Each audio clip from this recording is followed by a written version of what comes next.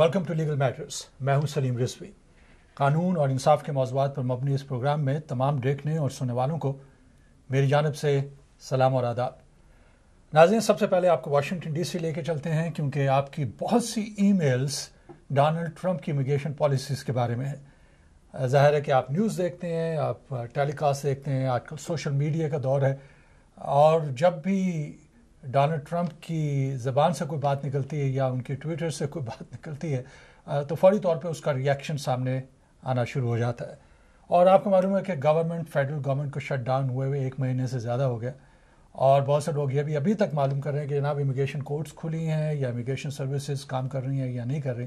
देखिए, जहाँ तक इमिग्रेशन कोर्ट्स का ताल्लुक है तो इमिग्रेशन कोर्ट्स अभी भी बंद हैं और उसकी वजह से अनफॉर्चुनेटली इतना बैकलॉग बन गया है।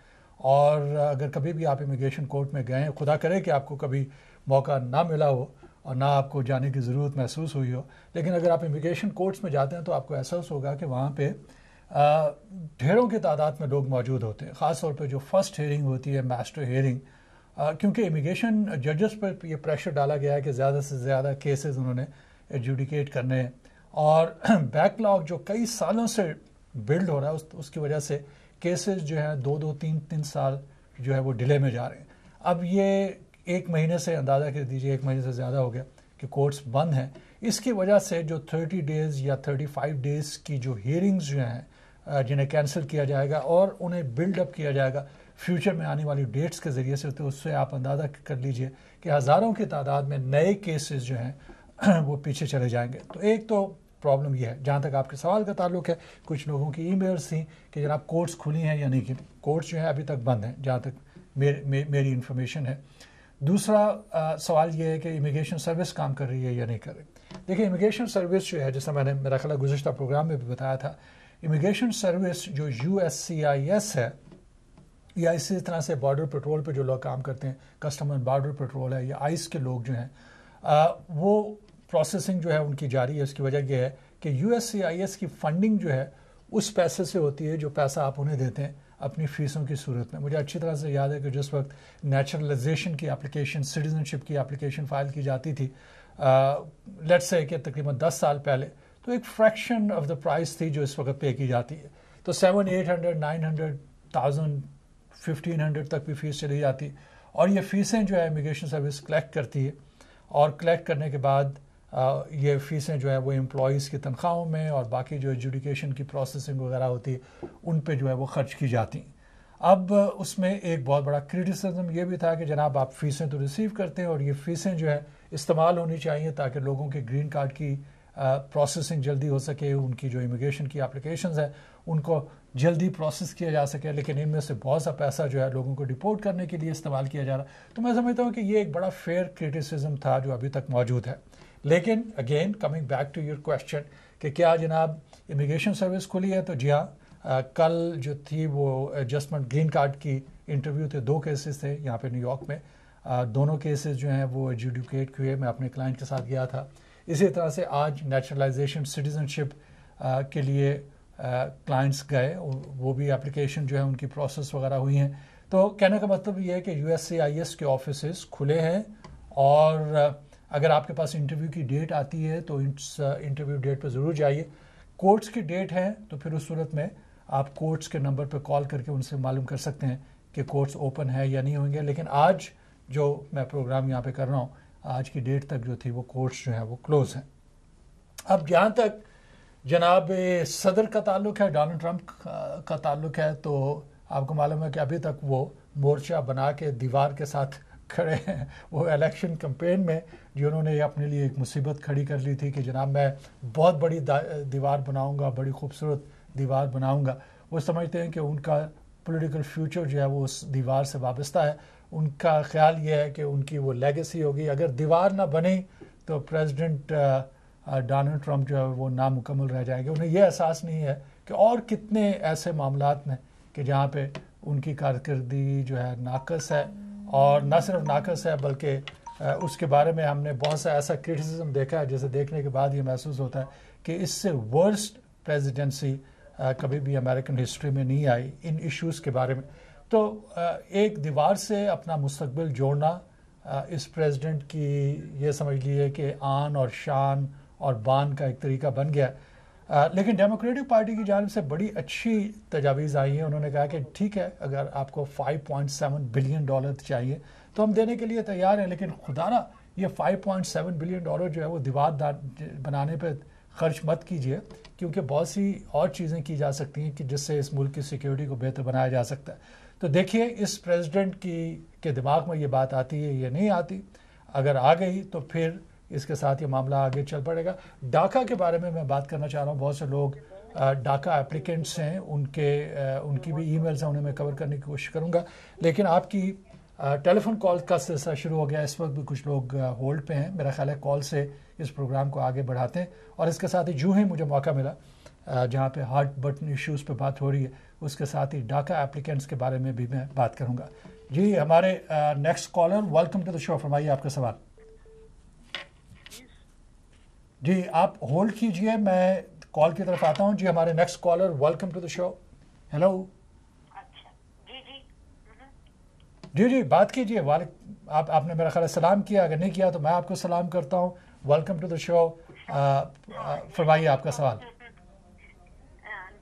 मैं बात कर सकती? हाँ जी जी बात कीजिए, आपसे मैं बात कर रहा हूँ। आप मैंने पूछना था, मेरी एक कजन है, उन्होंने जब पहले 5-6 जब ओबामा की वोटिंग हुई थी पहली दफा, तो उन्होंने वोट दिया था उस वक्त।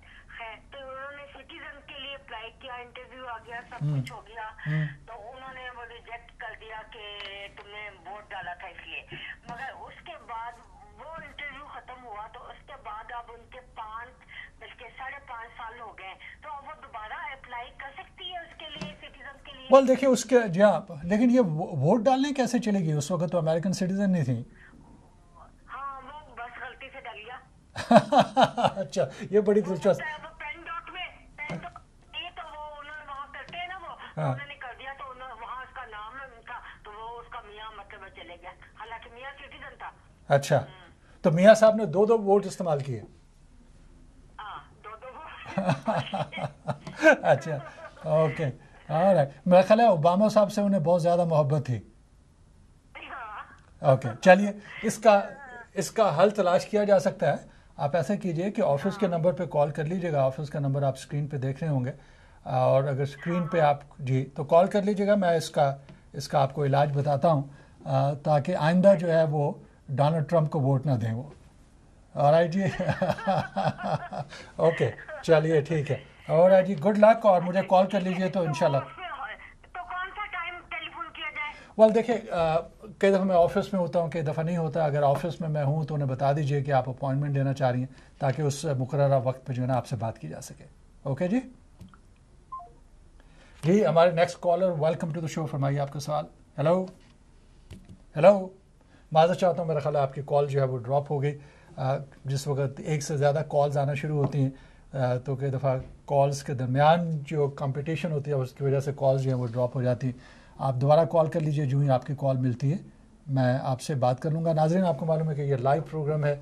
इस लाइव प्रोग्राम में मैं पूरी कोशिश करता हूँ कि ज़्यादा से ज़्यादा आपके सवालों के जवाब दिए जा सकें, और उसके साथ ही ईमेल का सिलसिला भी चलता रहता है। अभी जो कॉल आई बड़ी दिलचस्प बात थी, और ये आप जहन में रखिए कि अगर आप यूएस सिटीज़न नहीं है और अगर आप वोट देते हैं और उसके बाद आप यूएस सिटीज़नशिप हासिल करना चाहते हैं तो वहाँ पे प्रॉब्लम हो जाती है, क्योंकि अगर आपने इंटेंशनली इरादतन आपने वोट दिया है तो फिर उस सूरत में आपको शहरियत से महरूम किया जा सकता है, और जो वोट देने का शौक़ है उस शौक़ में आप अमरीकी शहरियत से महरूम हो सकते हैं। लेकिन उसमें बहुत सी ऐसी सिचुएशंस हैं कि जिसमें इस मामले को हल किया जा सकता है। जिस तरह से इन खातून ने बताया कि उनके हस्बैंड जो थे वो वोट देने के लिए चले गए और 2-2 वोट इस्तेमाल करके आ गया। पता नहीं अब वहाँ पे गलती हुई, समझ में नहीं आया। और ख़ास तौर पे अगर पहली दफ़ा आदमी वोट देने के लिए जाता है तो कई चीज़ें जो है समझ में नहीं आती। तो उसके लिए जो है वो सूरत हाल क्रिएट की जा सकती है जिसमें उनके लिए रास्ता जो है वो खुल जाए। जी हमारे next caller, welcome to the show, फरमाइए आपका सवाल। हेलो जी, वालेकुम सलाम, फरमाइए। जी, मैंने ये पूछना था कि मेरा एक ही सवाल में 2-3 सवाल है। अच्छा, अगर 1-2-3 सवाल है तो फिर आप थोड़ी देर होल्ड कीजिए। आप फिर 1 लम्हे के लिए होल्ड कीजिए, मैं आपको दोबारा लेता हूँ, 1 मिनट होल्ड कीजिएगा। जी हमारे next caller, welcome to the show, फरमाइए आपका सवाल। हेलो जी, बात कीजिए, मैं आपकी बात सुन रहा हूँ। जी मैंने अपनी वाइफ के N400 एप्लीकेशन उनकी दी हुई है, 5 साल हो गए उनको ग्रीन कार्ड को। ओके तो उसमें एक प्रॉब्लम आ रही है कि उनका रिसेंट ट्रिप था पाकिस्तान का। ऑलराइट। उनको वहाँ पे हमने कैलकुलेट किया, हमारी कैलकुलेशन थोड़ी गलत हो गई, तो उनको 179 डेज के बाद वो वापस आएंगे। ओके तो मैंने सुना है कि USCIS इसमें पे प्रॉब्लम करती है। और वेल देखिए, अगर 170 इससे मुराद ये कि 6 माह से पहले पहले आ गई है ना वो, यानी वो 6 माह काउंट करते हैं या नंबर ऑफ डेज काउंट करते हैं? वेल देखिए, इतने इस स्टेज के ऊपर इतने टेक्निकल नहीं वो बनेंगे। अगर कोई वजह थी जिसकी वजह से उन्हें रुकना पड़ा है, तो I don't think is going to be a problem. और यू नो, एक जो ग्रीन कार्ड होल्डर है उसे 1 साल का वक्त होता है, लेकिन कोशिश ये करनी चाहिए कि 6 माह से पहले आ जाएं। तो अगर 180 या 179 डेज का मामला है, तो मैं नहीं समझता कि इसमें कोई प्रॉब्लम होनी चाहिए। ओके जी, गुड लक। अच्छा, थैंक यू। No problem. जी हमारे next caller, welcome to the show, फरमाइए आपका सवाल। हेलो हेलो, अस्सलाम वालेकुम। जी वालेकुम सलाम। जरा सवाल महदूद कीजिए क्योंकि बहुत से कॉल्स आ रही हैं। जी हाँ।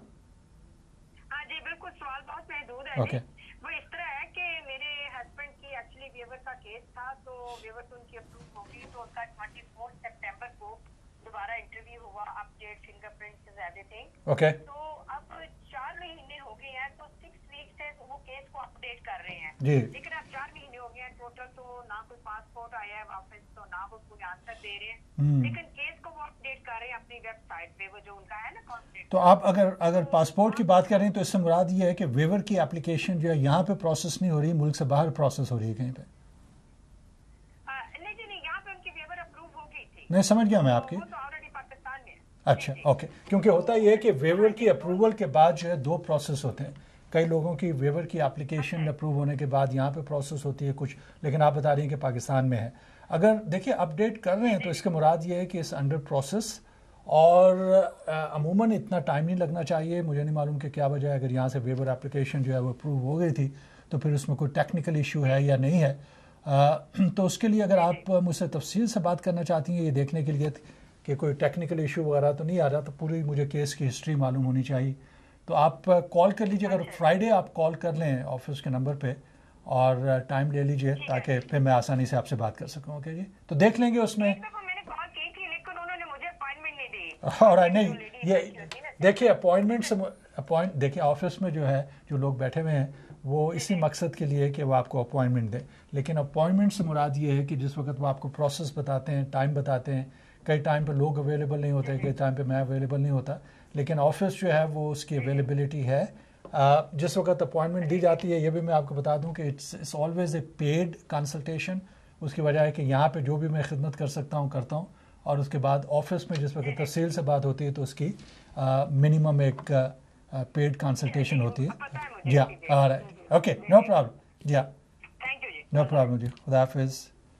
इसलिए ये भी मैं बात क्लियर करना चाह रहा हूँ क्योंकि उसमें होता ये है कि जिस वक्त ऑफिस में वक्त तय किया जाता है तो मैं बड़ी तफसील से बात करता हूँ और पूरे केस को समझने के बाद उसके बारे में बाकायदा ओपिनियन दी जाती है। कोशिश ये नहीं होती कि जो भी आदमी कॉल कर रहा है उसका केस जो है वो अर्न किया जाए ताकि बनता है या नहीं बनता। इस मामले में मैं इंतहाई सेलेक्टिव हूँ। अगर किसी का कोई केस बनता होगा तो उन्हें बता देंगे, अगर केस नहीं बनता तब भी बता देंगे। और कई दफ़ा लोग काफ़ी अरसे के बाद आके जो है वो कहते हैं कि जनाब आपने कहा था कि केस नहीं बनता, हम किसी और जगह पे चले गए वगैरह वगैरह, और पैसे हमने ज़ाया किए। तो कंसल्टेशन, और ख़ास तौर पे मैं समझता हूँ कि जो पेड कंसल्टेशन है उसकी वैल्यू अपनी जगह पे मौजूद है।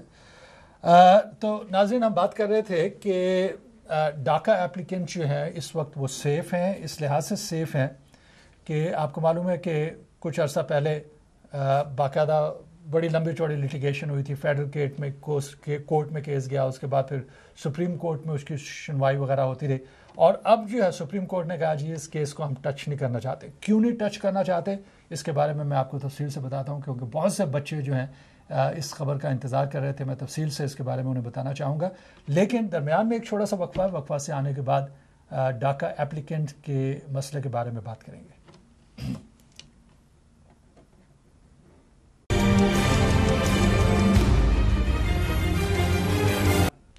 नाज़रीन, welcome back to legal matters. वक्फे से पहले आपसे गुफ्तगू हो रही थी, बहुत सी आपकी टेलीफोन कॉल्स आ रही हैं और मैंने आपसे वादा किया था कि वक्फे से आने के बाद फौरी तौर पे मैं आपके टेलीफोन कॉल से ही प्रोग्राम को आगे बढ़ाऊंगा।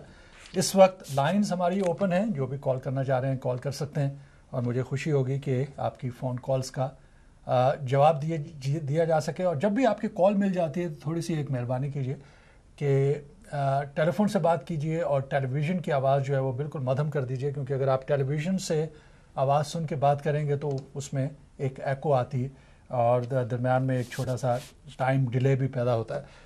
तो जो ही आपकी कॉल मिलती है मैं आपके सवाल का जवाब दे सकूँगा। मुझे मालूम है कि ब्रेक से पहले बहुत सी टेलीफोन कॉल्स आ रही थी और सभी को मैंने ये कहा कि ब्रेक ख़त्म होने के साथ ही आपकी कॉल्स जो है वो मैं लेना शुरू कर दूँगा। कॉल्स आना शुरू हो गई तो हमारे जो फर्स्ट कॉलर हैं उनकी तरफ आते हैं। जी, वेलकम टू द शो, फरमाइए आपका सवाल। हेलो जी, अस्सलाम वालेकुम। वालेकुम सलाम, फरमाइए।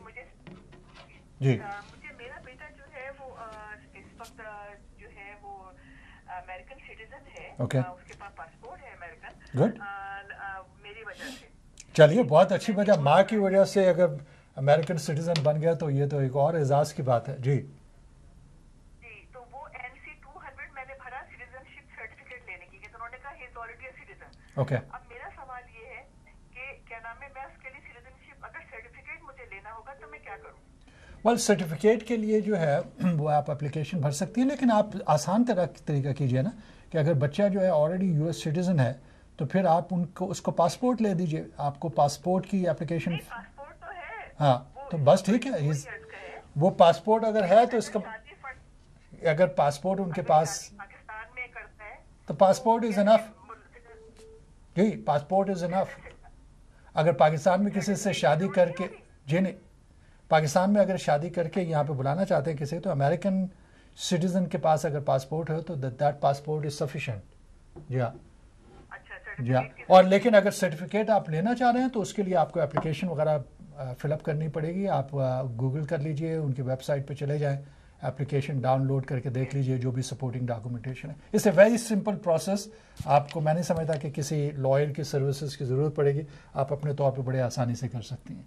जी, हमारे next caller, welcome to the show, फरमाइए आपका सवाल। हेलो। हेलो जी, अस्सलाम वालेकुम। जी, वालेकुम सलाम, फरमाइए। मैंने ये पूछना था कि मैंने अपने बेटे की ना शादी पाकिस्तान में की थी। ओके। और उसके बाद उसके पेपर्स वगैरह जमा करवा दिए। तो मैंने ये पूछना था कि यानी वो कितनी देर तक ये इनका वीज़ा लग जाता है। जी। दूसरा आया कि मेरे बेटे को पाकिस्तान उसके बाद भी जाना पड़ेगा, वो ठीक है उनके लिए? और दूसरा उसके जब इंटरव्यू आए तब भी उसको जाना पड़ेगा?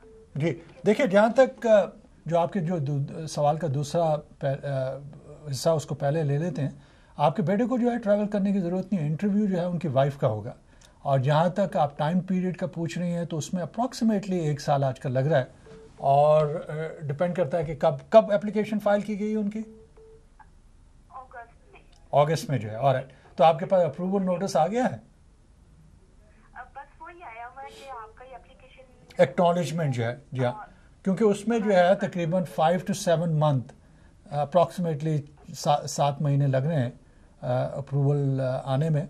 और अप्रूवल के बाद फिर जो है वो NVC का प्रोसेस शुरू होगा और वो प्रोसेस जो है बड़ा इंपॉर्टेंट है। और क्लाइंट को मैं हमेशा ये मशवरा देता हूँ कि वो प्रोसेस जो है मुकम्मल तौर पे सही तरीके से जो है वो कंप्लीट होना चाहिए, क्योंकि मैं देख रहा हूँ कि बहुत से लोग जो है NVC के प्रोसेस में गलतियाँ करते हैं, जिसकी वजह से केस जो है वो कई महीने तक जो है वो डिले हो जाते हैं।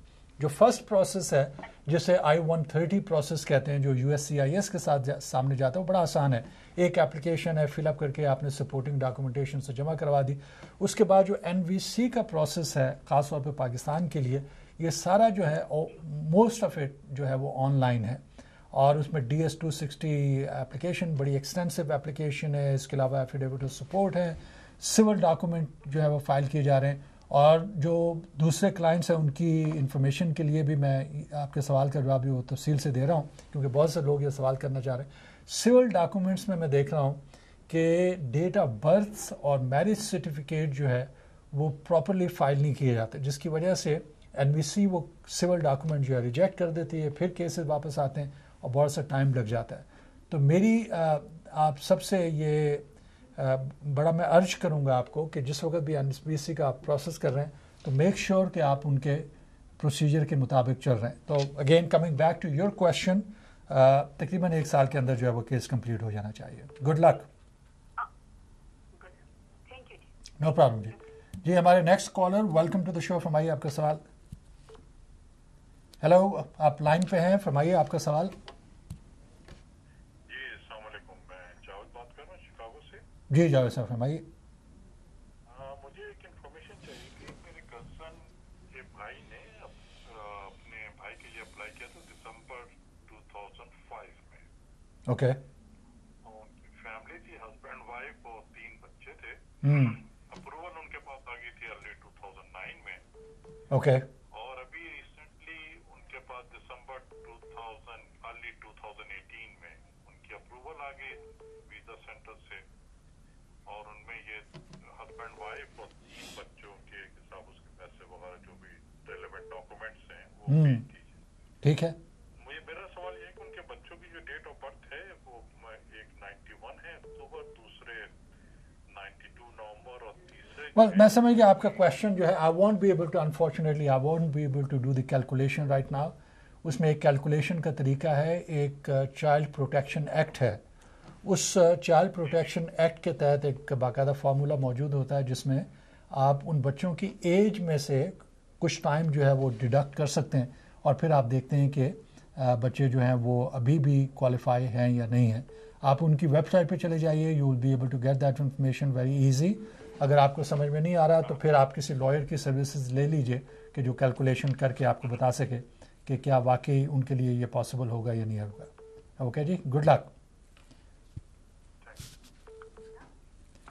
जी हमारे next caller, welcome to the show, फरमाइए आपका सवाल। हेलो जी, आपकी कॉल कनेक्टेड है, फरमाइए आपका सवाल। मेरा ख्याल है आपकी कॉल ड्रॉप हो गई थी, आप दोबारा कॉल कर रहे हैं। जी वेलकम टू द शो, फरमाइए आपका सवाल। अस्सलाम वालेकुम जी। वालेकुम सलाम, फरमाइए। साहब माशाल्लाह आज बहुत हैंडसम लग रहे हैं, बड़े अच्छे लग रहे हैं, सेट भी नया आज में देखे। अच्छा जी, थैंक यू जी, थैंक यू। ये टीवी 1 वाले कुछ ना कुछ करते रहते हैं, अब क्या किया जाए। आज नहीं अच्छा किया उन्होंने। ओके जी, फरमाइए। मेरी वाइफ ने बेटे के लिए किया था पिटीशन, वो इनकार हो गया क्योंकि उसका कुछ क्रिमिनल रिकॉर्ड यहाँ था, पहले आया था 5 साल पहले जी। वो हो गया। फिर मैं गया पाकिस्तान पिछले साल, बच्चों उसके 2 बेटा और एक बेटी और बेटा है, उसके लिए वीजा अप्लाई किया मैंने जी। वो उन्होंने रिफ्यूज कर दिया, कहने लगे जी तुम आगे अडॉप्ट कर लोगे, बच्चे आएंगे नहीं वापस। मैंने बड़ा कहा लेकिन उन्होंने दिया नहीं। अब मेरी बेटी उन बच्चों को अडॉप्ट करना चाहती है, 12 साल का बेटा है, बेटी है 6 साल की। ओके तो आपको मदद कर सकते हैं? जी। मैंने मैसेज भी छोड़ा था एक दिन। जी आप बताइए कि आपकी बेटी जो है वो अमेरिकन सिटीजन है? जी जी, काफी देर से है। ओके, वो और शादी नहीं की। शादी अभी नहीं की है आप बता रहे हैं? जी जी। ओके, अब देखिए उसमें ये जो क्वेश्चन आपका बड़ा अच्छा है, लेकिन इसके जवाब के लिए जो है ना मुझे बड़ा तफसील से आपको बताना पड़ेगा, लेकिन मैं मोटी मोटी बातें आपको बता देता हूँ कि पाकिस्तान में जो है अनफॉर्चुनेटली अडॉप्शन का कोई कानून नहीं है। तो वहाँ पे बच्चे की पहले कस्टडी ली जाती है, और जो कस्टडी अगर रिलेटिव के बच्चों की कस्टडी आप ले रहे हैं, डायरेक्टली ले रहे हैं, तो फिर वो प्रॉब्लमेटिक है। लेकिन लेट्स से कि अगर किसी ऑर्फनेज से बच्चों की कस्टडी ली जा रही है तो वो प्रोसेस जो है वो थोड़ा आसान हो जाता है। मिसाल के तौर पे बहुत सी वहाँ पे फाउंडेशन काम कर रही हैं, ईदी foundation is one of them, और लोग जाके वहाँ से बच्चों को जो है अडॉप्ट वगैरह कर लेते हैं। तो कहने का मकसद ये है कि जी बिल्कुल जी हाँ, और ये प्रोसेस जो है वो अपनी जगह पे मौजूद है। पाकिस्तान से गो के पाकिस्तान में अडॉप्शन कानून नहीं है, लेकिन इसके बावजूद भी इमिग्रेशन का रास्ता मौजूद है। I have done many cases of this kind. तो आप ऐसा कीजिए, कॉल कर लीजिए ऑफिस के नंबर पे, और या फिर आप मुझे बेहतरीन तरीका ये होगा कि अगर आप मुझे ईमेल कर सकते हैं, जो मेरा लास्ट नेम है रिजवी RIZVI @rizvilaw1word rizvilaw.com।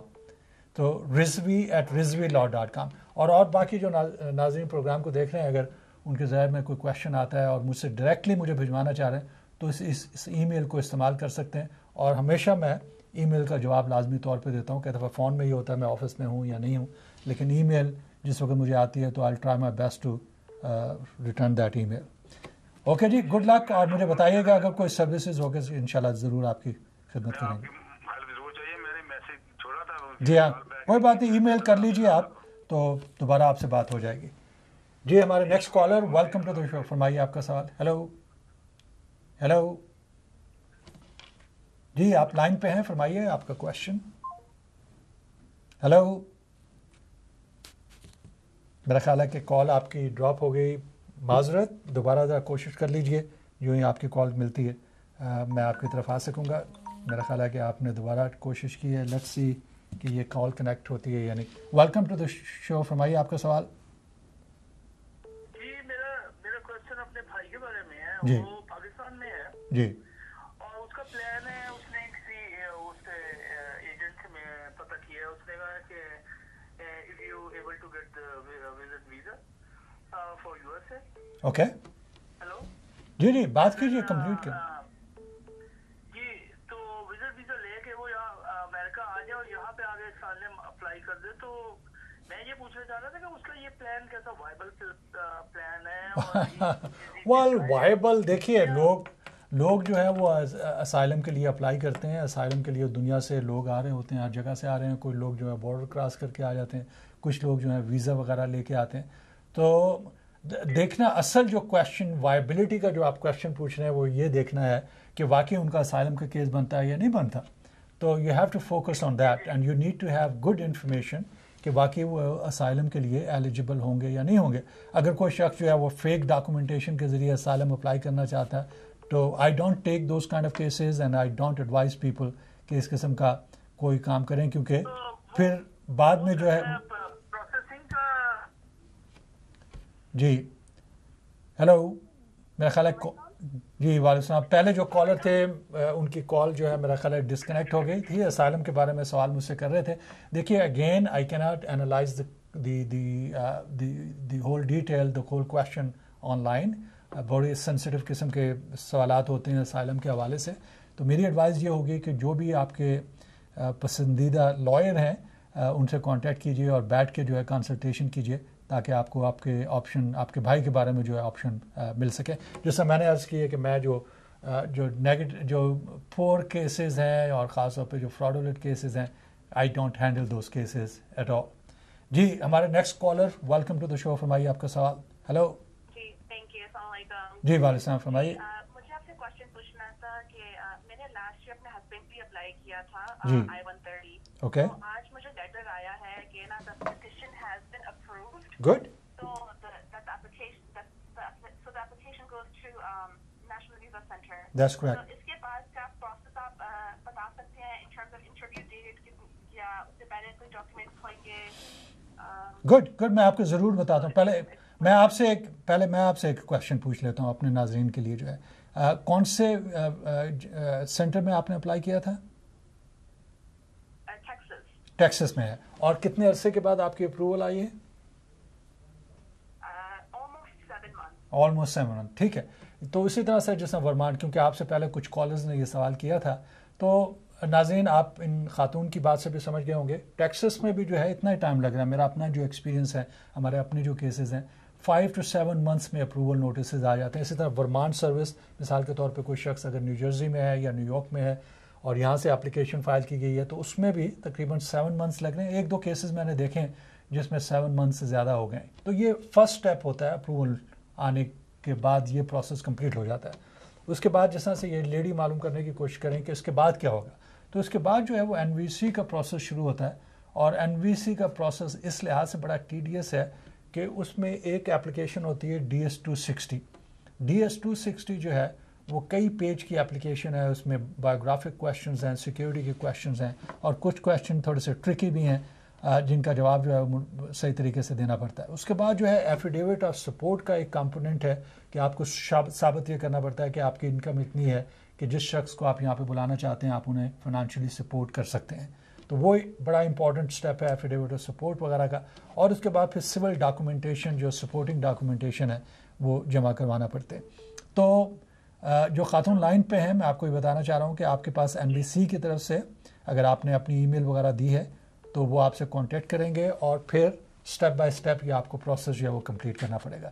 और अगर इस सिलसिले में आप मुझसे मज़ीद मालूमात लेना चाह रही हैं या सर्विसेज आप हासिल करना चाह रही हैं तो कॉल कर लीजिए ऑफिस के नंबर पे, और शूट मी एन ईमेल, एक ईमेल भिजवा दीजिए and I will get back to you. Email जो है वो है rizvi@rizvilaw.com।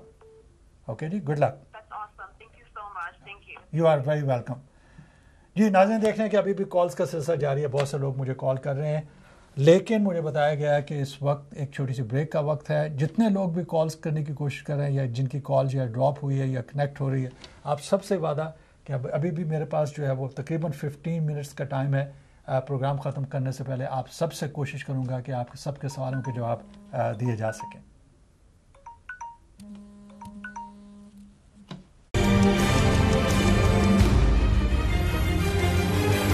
नाज़रीन, welcome back to legal matters. वक्फे से पहले आपके टेलीफोन कॉल्स का सिलसिला जारी था। आपसे माजरत के दरमियान में एक छोटा सा वक्फा लेना पड़ा। कॉल्स उस वक्त भी आ रही थी और इस वक्त भी कॉल्स के लिए जगह जो है ओपन है। अगर आप कॉल करना चाह रहे हैं कॉल कर लीजिए, मुझे खुशी होगी कि आपके सवालों के जवाब दिए जा सकें। और इसके साथ ही हम नेशनल वीज़ा सेंटर के प्रोसेसिंग टाइम के बारे में बात कर रहे थे और जो प्रोसीजर है उसके बारे में कुछ सवालात वगैरह आए थे। और बहुत से लोग इसके बारे में मेरा ख्याल है कि कंफ्यूज रहते हैं, क्योंकि NVC का प्रोसेस जो है वो इस लिहाज से कॉम्प्लिकेटेड हो गया कि किसी ज़माने में बड़ा आसान तरीका था, आपने पेपर वर्क कंप्लीट किया, उन्हें भिजवा दिया, उसके बाद ये तमाम केसेस जो हैं वो डायरेक्टली पाकिस्तान चले जाते थे। लेकिन अब NVC प्रोसेसिंग जो है वो ख़ासी कॉम्प्लिकेटेड इस अंदाज़ में हो गई है कि आपको ना सिर्फ टेक्नोलॉजी सेवी होना पड़ता है, उसके साथ ही जो डॉक्यूमेंटेशन है उसको बड़ा माइन्यूटली वो देखते हैं, और दरमियान में अगर गलतियां हो जाती हैं तो फिर उसकी वजह से केसेस जो हैं डिले हो जाते हैं। मैंने देखा कि बहुत से केसेस जो हैं वो सिविल डॉक्यूमेंट्स की वजह से डिले में चले जाते हैं, क्योंकि हमारे जो एप्लीकेंट अपनी बर्थ डेट्स के बारे में, अपने नामों के बारे में, अपने मैरिज सर्टिफिकेट्स के बारे में, उसमें कुछ ना कुछ जो है वो डिफिशेंसी रह जाती है। कई दफ़ा डेट ऑफ बर्थ जो है वो मैच नहीं कर रही होती। कई दफ़ा मैंने देखा है कि नाम जो है जिस तरह से उर्दू से इंग्लिश में ट्रांसलेशन किए गए तो नाम जो है दुरुस्त तरीके से ट्रांसलेशन नहीं किए जाते हैं, तो इसकी वजह से कन्फ्यूजन जो है वो क्रिएट हो जाता है। एक और कन्फ्यूजन जो है वो एफिडेविट ऑफ सपोर्ट के बारे में है। जिस वक्त एफिडेविट सपोर्ट जमा किया जाता है तो उसमें आपके फैमिली मेम्बर्स आपको काउंट करने पड़ते हैं, लोग वो गलती कर बैठते हैं। कई दफ़ा ये है कि हस्बैंड वाइफ दोनों काम कर रहे हैं और उस सूरत में सिर्फ एक एफिडेविट ऑफ सपोर्ट भेजा गया, जबकि एक जो स्पॉन्सर है उसकी जो तनख्वाह है या उनकी जो इनकम है वो पूरी नहीं हो रही। तो इस किस्म की कन्फ्यूजन जो है जिसकी वजह से केसेस कई महीने जो है वो डिले में चले जाते हैं। तो मैं सिर्फ ये कहना चाहूँगा कि जिस वक्त भी NVC का प्रोसेस शुरू हो तो आप उसके बारे में इंतहाई मोहतात रहिए, और जो भी डॉक्यूमेंट्स मांगे जा रहे हैं वो इमैकुलेटली उसे बेहतरीन अंदाज में आपने फ़िलअप करके भेजना है। अगर इस सिलसिले में कन्फ्यूजन रह जाती है तो फिर ये एक ऐसा टाइम है कि जहाँ पे आप किसी अच्छे अटर्नी की सर्विसेज ले सकते हैं। जहाँ तक I-130 का प्रोसेस है वो बड़ा आसान प्रोसेस है। अगर आपको अटर्नी की ज़रूरत महसूस नहीं होती तो आप अपने तौर पे कर सकते हैं, लेकिन NVC के प्रोसेस में जो है वो आपको मुकम्मल तवज्जो जो है डॉक्यूमेंटेशन पर देनी पड़ेगी।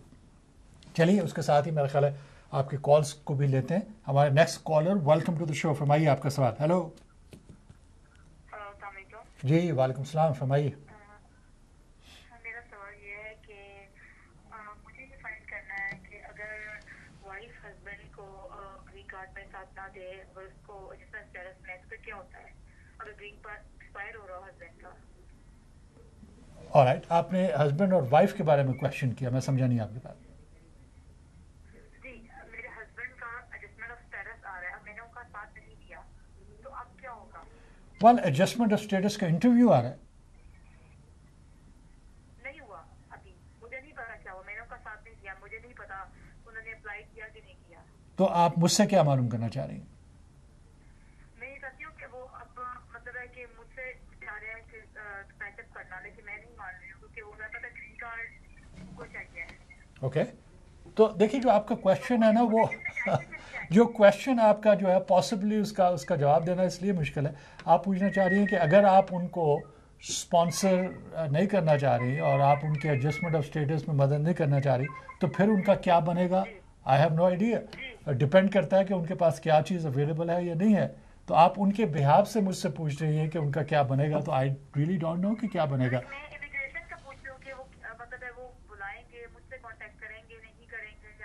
वेल देखिए, एडजस्टमेंट ऑफ स्टेटस की एप्लीकेशन आपने फाइल कर रखी है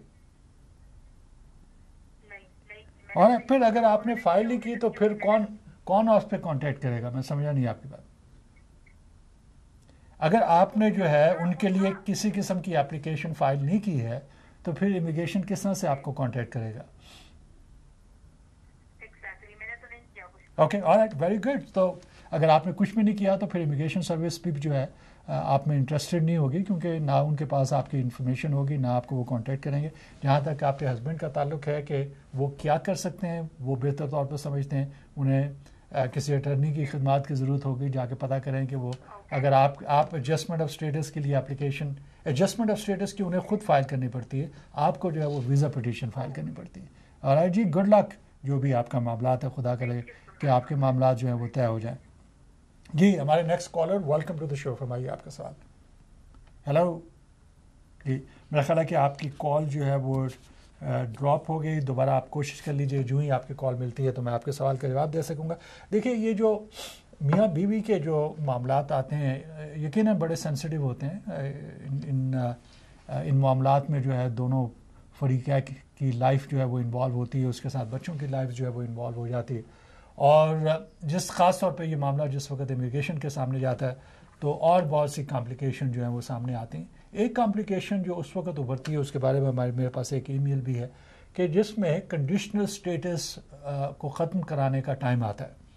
और उसको समझने में मेरे ख्याल में आपके लिए ये आसानी कर देता हूँ कि लेट्स से कि अगर हस्बैंड और वाइफ की मैरिज को हुए 2 साल नहीं हुए और उसमें ग्रीन कार्ड का एलिमेंट शामिल है, तो फिर दो ऐसी मैरिजेस के जिनके 2 साल कंप्लीट नहीं हुए, जिस वक्त उन्हें पाकिस्तान से वीज़ा दिया गया था, जिस वक्त वो लोग यहाँ पे आए हैं, या फिर वो लोग के जो यहाँ पे मौजूद थे और एडजस्टमेंट ऑफ स्टेटस के प्रोसेस से गुजरे, तो फिर उन्हें कंडीशनल स्टेटस को रिमूव करने के लिए एप्लीकेशन देनी पड़ती।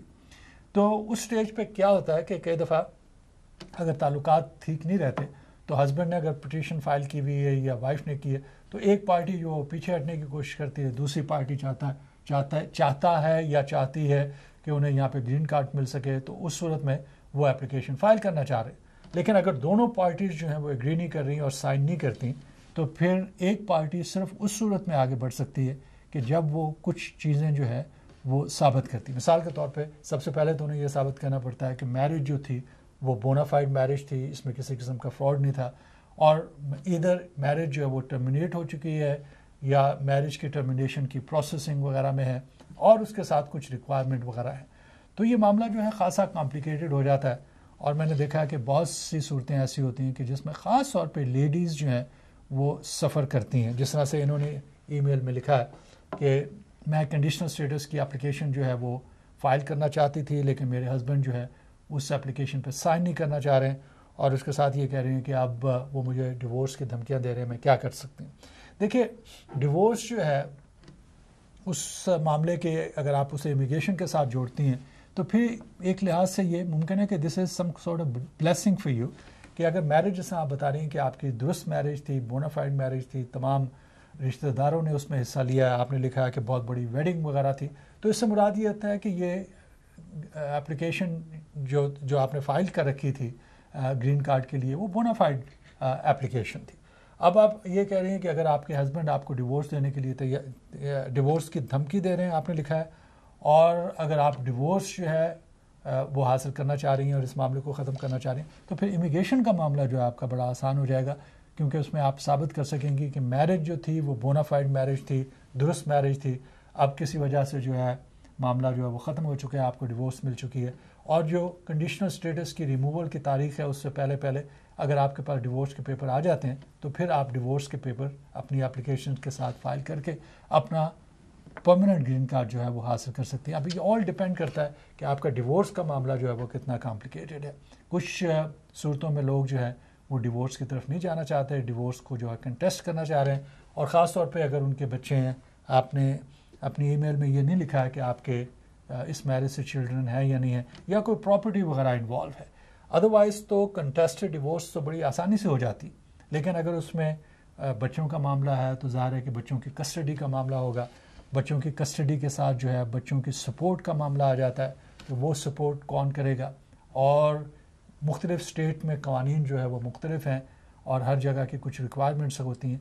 इसके अलावा अगर प्रॉपर्टी वगैरह है और कोई मॉनेटरी चीज़ें हैं जो डिवाइड होना जिनका ज़रूरी हो जाता है, तो फिर ये डिवोर्स का मामला जो है और कॉम्प्लिकेटेड हो जाता है। लेकिन अगर डिवोर्स में आपको कोई प्रॉब्लम नहीं है और डिवोर्स के साथ बच्चों का कोई मामला नहीं है, कोई प्रॉपर्टी का मामला नहीं है, कोई मेंटेनेंस का मामला नहीं है, तो फिर अगर आपकी डिवोर्स हो जाती है और आप डिवोर्स हासिल करना चाह रही हैं, तो फिर आपका ग्रीन कार्ड का प्रोसेस जो है वो बड़ा आसान हो जाएगा। इस सिलसिले में अगर आपके कुछ और क्वेश्चन होते हैं तो आप कॉल कर सकती हैं। मेरा फ़ोन नंबर जो है आप स्क्रीन पे देख रही होंगी। नाज़रीन, ये बैंक्रप्सी का भी एक सवाल ले लेते हैं। आपको मालूम है कि ये प्रोग्राम जो है लॉ एंड जस्टिस के बारे में है, गो कि अक्सर सवालात जो है वो इमिग्रेशन के बारे में होते हैं, लेकिन मैं अपने नाज़रीन को इनकरेज करता हूँ कि अगर उनके जहन में इमिग्रेशन से हट के सवाल भी आते हैं तो वो यकीनन मालूम कर सकते हैं। बैंक्रप्सी के सिलसिले में ये साहब मालूम कर रहे हैं कि तकरीबन कोई $75,000 कह रहे हैं कि डेप्ट है। ज़्यादा जो डेट्स हैं वो इन्होंने लिखा है कि वो क्रेडिट कार्ड्स के हैं, और ये कह रहे हैं कि अब उन्हें कुछ ऑफ़र दी जा रही हैं कि क्रेडिट कार्ड और लोन कंसोलिडेशन कर दी जाए, और वो ये कह रहे हैं कि जो लोन कंसोलिडेशन के ज़रिए से आगे लोग उन्हें तजवीज़ दे रहे हैं वो ये है कि आपको पर मंथ कुछ पैसे देने पड़ेंगे और इस तरीके से आप तमाम कर्ज़ों से निजात हासिल कर लेंगे। और दूसरी तरफ वो कह रहे हैं कि मुझे मालूम है कि मैं चैप्टर 7 के लिए अप्लाई कर सकता हूँ, तो ये मालूम करना चाह रहे हैं कि कौन सा रास्ता बेहतर है। देखिए, ये ऑल डिपेंड करता है कि आपकी सिचुएशन क्या है। आपने अपनी ईमेल्स में तमाम तफसीलात नहीं लिखी, अदरवाइज़ मैं उसके बारे में आपको अपनी राय दे सकता था। लेकिन अगर आप चैप्टर 7 के लिए क्वालिफाई करते हैं तो मैं समझता हूँ कि बैंक्रप्सी जो है वो बेहतर रास्ता है। उसकी वजह यह है कि जिन क्रेडिट कार्ड्स को आप पेमेंट नहीं कर रहे हैं, आपकी क्रेडिट हिस्ट्री तो वैसे ही मुतासर हो गई, और कंसोलिडेशन का मुराद ये है कि आप सारे कर्जे जो है एक जगह पे जमा कर लेते हैं, और उसके बाद लेट्स से कि आपको ऑफ़र दी जाती है कि आप इसका 1% दे दीजिए, आप फिर भी वो कर्जे उतारते रहेंगे। लेकिन अगर आपने चैप्टर 7 अप्लाई कर दिया, उसके लिए अगर आप रिक्वायरमेंट पूरी कर रहे हैं, तो इन तमाम कर्ज़ों से जो आप बता रहे हैं कि $75,000 $80,000 का कर्ज़ा है क्रेडिट कार्ड्स का, आप इन तमाम कर्ज़ों से निजात हासिल कर लेंगे और आपको एक पैनी भी जो है वो पे नहीं करनी पड़ेगी। और अमूमन लोग जो हैं इसके लिए क्वालिफाई कर जाते हैं। और आपने लिखा है कि आपके इस वक्त माली हालात ऐसे नहीं है कि आप इन क्रेडिट कार्ड्स की पेमेंट कर सकें। उसके साथ ही आपने लिखा है कि आपकी जॉब भी जो है वो चली गई है। तो ऐसा लगता है कि आपकी एप्लीकेशन जो है वो जेन्युइन एप्लीकेशन है, और एक जेन्युइन कंसर्न की वजह से अगर आप अपनी पेमेंट नहीं कर सकते हैं तो फिर आपके लिए रास्ता मौजूद है। मैं मिसाल आपकी एक और आसान से दे देता हूँ, क्योंकि हमारा प्रोग्राम का वक्त ख़त्म होने वाला है। वो ये कि लेट्स से कि अगर आपके 80,000 के लोन है और कंसोलिडेशन की ऑफ़र ये है, बड़ी जनरस ऑपरेशन है कि जी 40,000 जो है आप दे दीजिए, 40,000 जो है वो कई महीनों में आप उनको देते रहेंगे। क्या वजह है उसकी? कोई उसकी लॉजिक नहीं बनती। अगर चैप्टर 7 के लिए आप क्वालिफाई कर जाते हैं तो फिर आप तमाम कर्जे जो भी 75,000 80,000 है उनसे निजात आप हासिल कर सकेंगे। तो इसके बारे में अगर आपको मज़ीद मालूमात चाहिए हुई तो आप यकीनन कॉन्टैक्ट कर सकते हैं। मेरा ऑफिस का नंबर आप देख रहे होंगे, कॉल करके अपॉइंटमेंट ले लीजिए ताकि इसको मैं बेहतर तौर पे एवेलुएट करके आपको सही रास्ते पे जो है वो गामज़न कर सकूँ। नाज़रीन, देखा आपने कि 1 घंटे का प्रोग्राम था, वक्त गुजरते हुए पता नहीं चलता। आपके 20 सवालात थे और मुझे खुशी है कि आपके सवालों के जवाब दे पाया। अगर आप मुझे कांटेक्ट करना चाह रहे हैं तो ऑफिस के नंबर पे भी कांटेक्ट कर सकते हैं, या डायरेक्टली आप मुझे मेरी ईमेल पे अपना मैसेज भिजवा सकते हैं rizvi@rizvilaw.com। और उस सिलसिले में जो भी आपको किसी किस्म की भी लीगल हेल्प की ज़रूरत हुई, I will be more than happy to do it for you. हमारा प्रोग्राम जो है वो आपको मालूम है कि हर हफ्ते बुध को 7 बजे शुरू होता है। नेक्स्ट वेडनेसडे तक के लिए सलीम रिजवी को इजाज़त दीजिए। खुदा हाफिज़।